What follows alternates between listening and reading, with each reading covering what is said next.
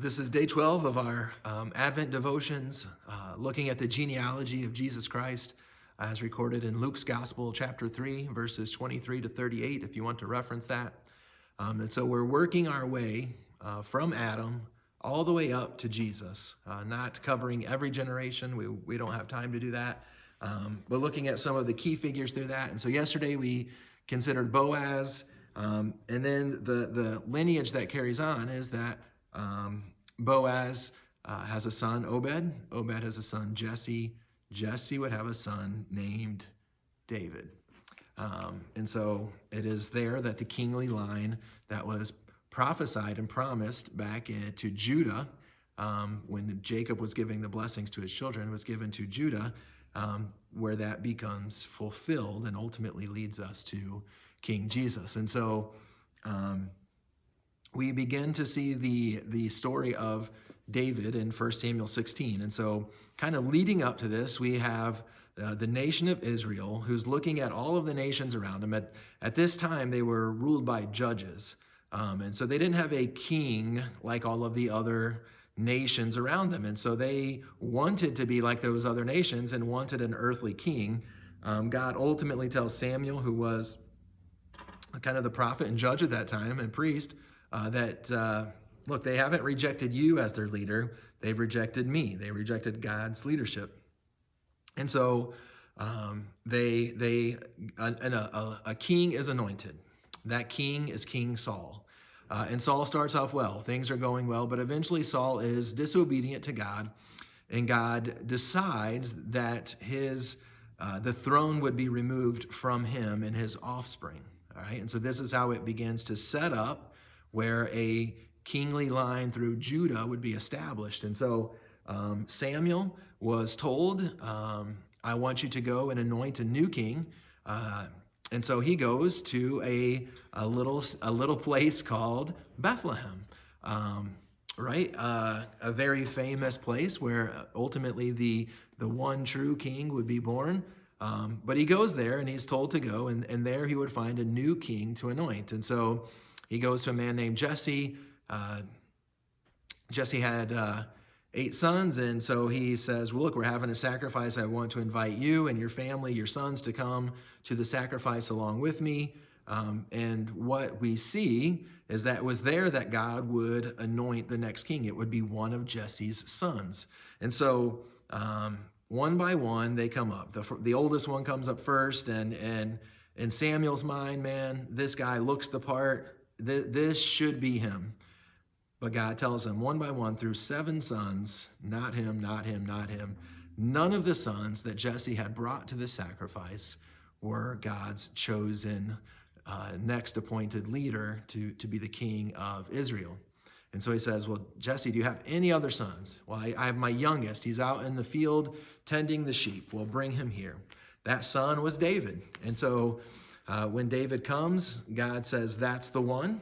And so David is anointed as the future king of Israel. And so today we're going to just look at kind of the first part of David's story leading up to before he is king.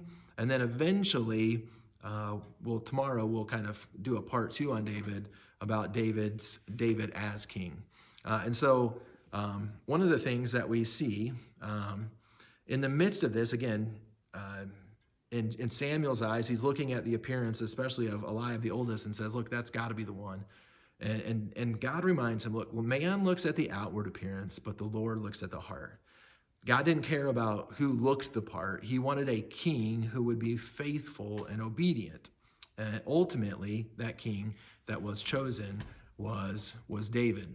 The most well-known story that we know about David is David and Goliath, which actually takes part in the very next chapter. And so the Israelites are in war. They're going to war against the Philistines.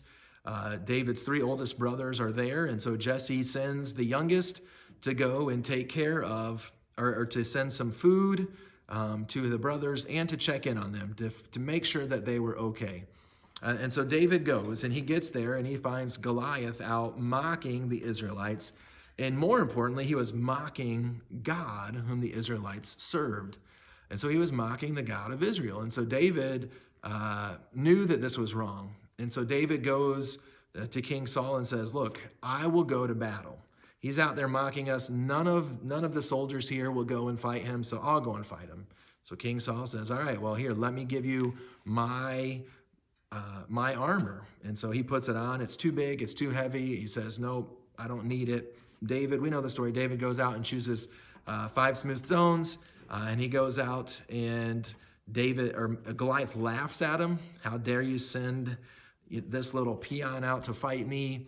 But we know what happens next. David takes the slingshot out, takes one of those stones, swings it around, nails Goliath right between the eyes, and then goes and takes Goliath's sword and cuts his head off.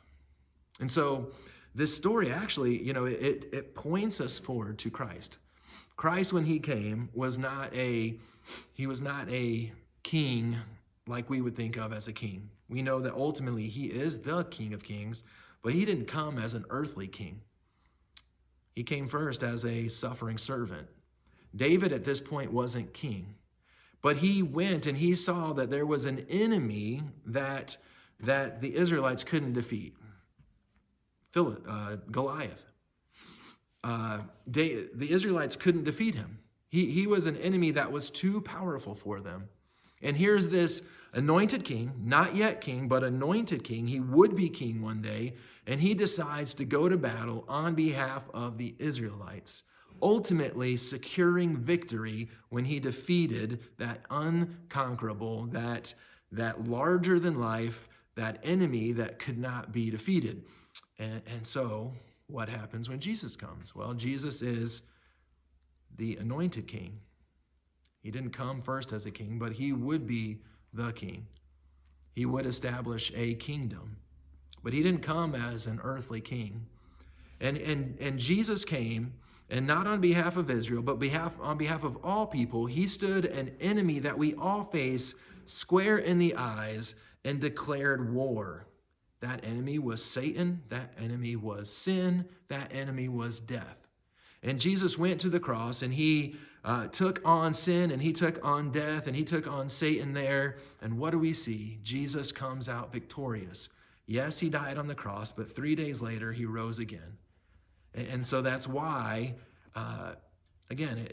Christmas is so important to us because the story of Easter happens. If Jesus never rose from the dead, if Jesus never secured that victory for us, Christmas wouldn't mean anything to us. It would just be another day that another Jewish person was born or another person was born. But the fact that Jesus defeated our number one enemy and defeated a battle that we could never win shows us through his resurrection that why his birth mattered so much. And so as we celebrate Christmas, we remember this anointed king who would come and one day who will return as the King of Kings and Lord of Lords.